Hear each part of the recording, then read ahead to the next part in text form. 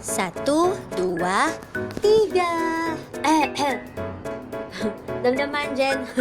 Halo semua, saya Roxanne dari Filipina dan ini requirement terakhir saya untuk kelas Bahasa Indonesia untuk penutur asing.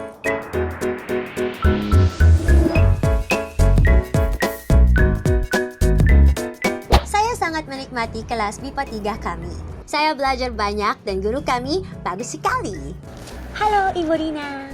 Dari kelas BIPA 3, pelajaran kesukaan saya adalah tentang dongeng dan cerita rakyat. Mungkin itu karena saya belajar BA Communication Arts dari kuliah dan saya sangat suka membaca dan menulis cerita rakyat, dongeng, budaya.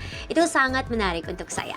Karena pelajaran ini, saya melihat beberapa kemiripan di antara dua cerita rakyat kita. Yang satu dari Indonesia dan yang satu lagi dari Filipina. Yaitu Legenda Maling Kundang dari Indonesia dan Alamat ng Pinya dari Filipina. Maling Kundang ceritanya itu tentang anak laki-laki yang tidak bersyukur. Dia dari keluarga yang miskin dan dia sangat malu kepada ibunya yang miskin. Karena itu, ibunya sangat marah dan menusuk anaknya. Akhirnya, anak dan kapalnya berubah menjadi batu. Dan hari ini, tempat itu dikenalin Batu Maling Kundang. Alamat ng Pinya, itu tentang anak yang sangat malas. Namanya Pinang. Kerjanya di rumah hanya bermalas-malasan saja. Pada suatu hari, ibu Pinang tiba-tiba sakit dan Pinang harus menjaga ibunya. Tetapi, karena dia sangat malas, dia selalu bertanya kepada ibunya, di mana sendok, di mana panci, di mana korek api. Karena ibunya sakit dan sangat lelah, Ibu Pinang katakan, "Aduh Pinang, aku harap kamu mempunyai banyak mata sehingga kamu bisa mencari apapun yang kamu dicari." Nanti, Ibu Pinang sudah sehat, tetapi tidak bisa menemukan anaknya. Lalu, dia melihat tanaman yang baru dan buah tanaman itu mirip dengan kepala orang. Buah itu juga mempunyai banyak mata dan Ibu Pinang mengingat apa yang dia katakan dengan anaknya. Dia menangis dan dia menyebut buah itu Pinang. Lalu, Pinang menjadi Pinya. Nanas di Filipina itu disebutkan Pinya. Saya melihat beberapa kemiripan di antara dua cerita rakyat itu. Pertama, karakter utama adalah anak dan ibunya. Kedua, anak-anak mempunyai sifat yang buruk sekali.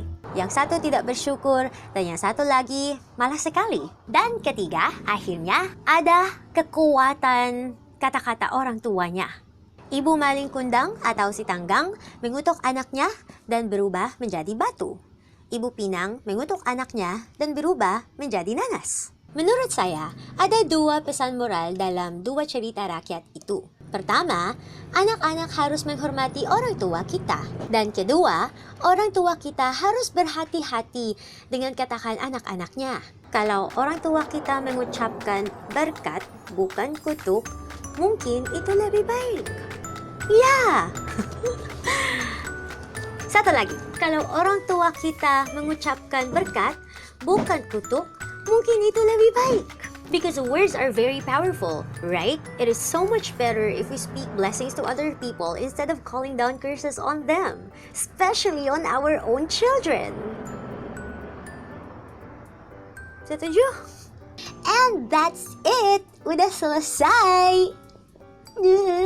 Saya ingin berterima kasih kepada ibu saya, Rina Novianti, dan juga ke BRE, Kedutaan Besar Republik Indonesia. Semoga suatu hari saya bisa kembali ke Indonesia dan belajar di sana.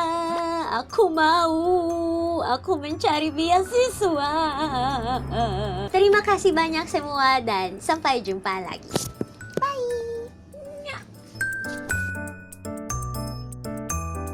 Saya sangat menikmati Maling Kundang itu tentang apa? Pada suatu hari saat ibu bawang putih.